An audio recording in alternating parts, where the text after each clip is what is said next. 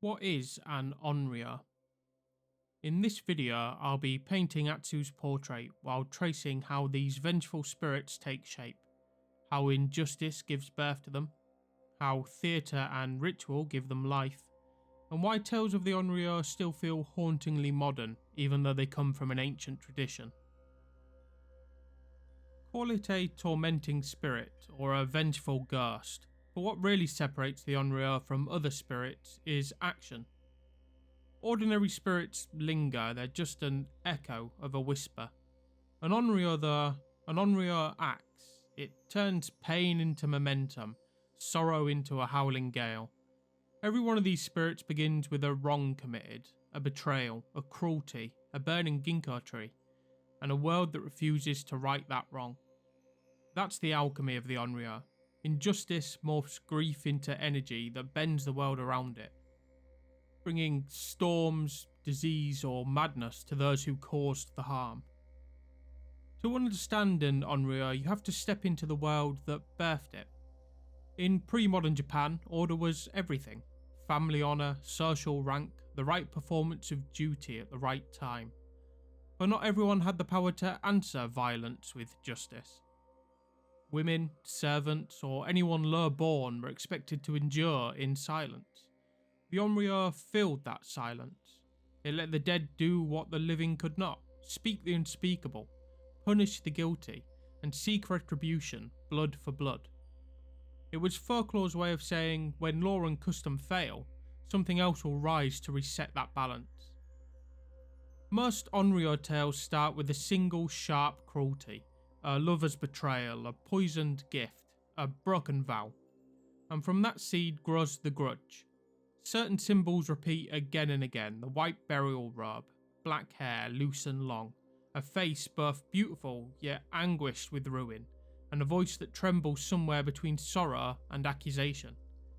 It isn't just one violent moment that makes an Onryo, it's every small humiliation that built up before it. The wound ferments before it blooms. That the Onryo is often depicted as a woman is no coincidence. In a society where women had little public power, their anger was frightening to behold. The Onryo turned the grudging silence of women in that time period into speech. The woman who couldn't seek justice in life returned to impose it in death. These stories became both critique and confession, a mirror showing the cruelty that polite society preferred not to see. Audiences feared the spirit, but they also recognised something there: empathy, twisted, just far enough to hit home. No theatre, and later kabuki, gave the Onryo its signature look. The pale face paint, the black flowing wig, that otherworldly glide across a dimly lit stage. All built the Onryo into what we think of today. Think The Grudge or The Ring. Through performances, the Onryo's grief became almost ritualistic, and ritual, over time, became recognition. Even without words, audiences knew what to expect when the Onryo took the stage. Wronged love, relentless will, punishment, all coming with inexorable finality. Stagecraft turned the ghost into moral theatre, a spectacle that taught by haunting the audience. Oiwa's story is probably the blueprint. She's poisoned by her husband's betrayal, her face disfigured by cosmetics tainted with a tropical disease, and her accidental death, a rush for a door and a slip of a sword, only seems to sharpen her fury. She returns, destroying everyone who took part in her suffering, not instantly, but piece by piece, until the world that wronged her collapses. Its tragedy and righteous fury all fuse together. Listeners to Oiwa's tale followed the clues. Each sin has an echo, each cruelty has its cost. Payment was only a matter of time. Oiwa's curse became Japanese theatre's most enduring cautionary tale. When an Onryo stirs, the world itself seems to flinch. Crops will fail, unseasonal storms will arrive, livestock will perish. A clan will fall under a streak of unnatural bad luck. No one sees the ghost directly, but people feel their presence. And that uncertainty is the power. Fear fills the dark spaces where light struggles to reach.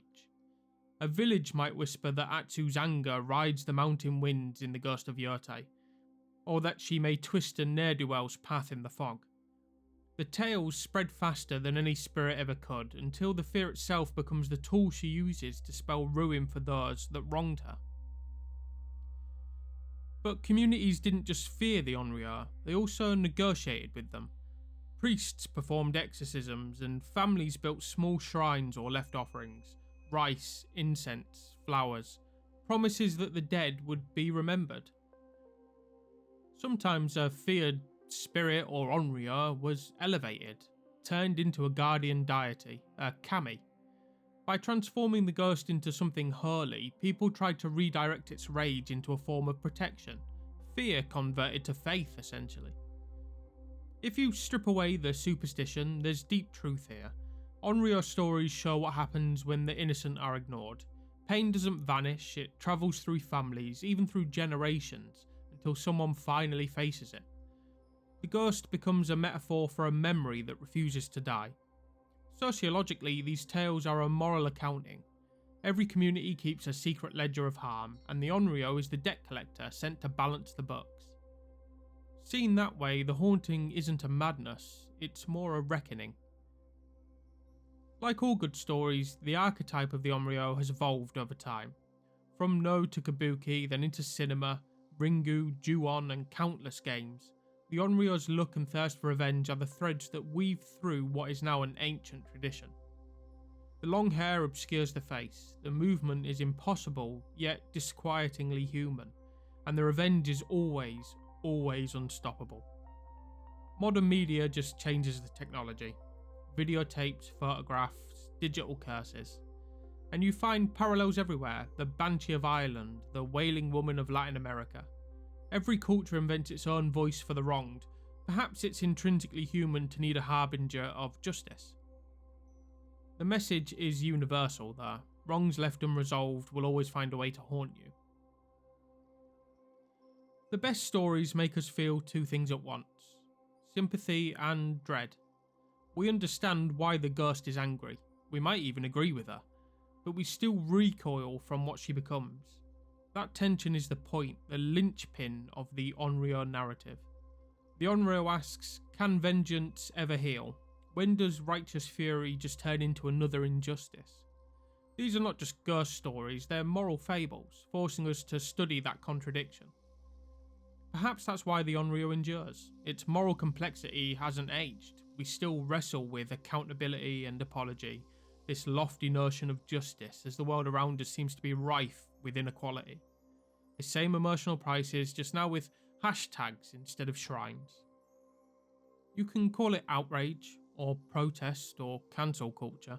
It's all the same Onryo. That's not to say that every version of the Onryo has to end in ruin.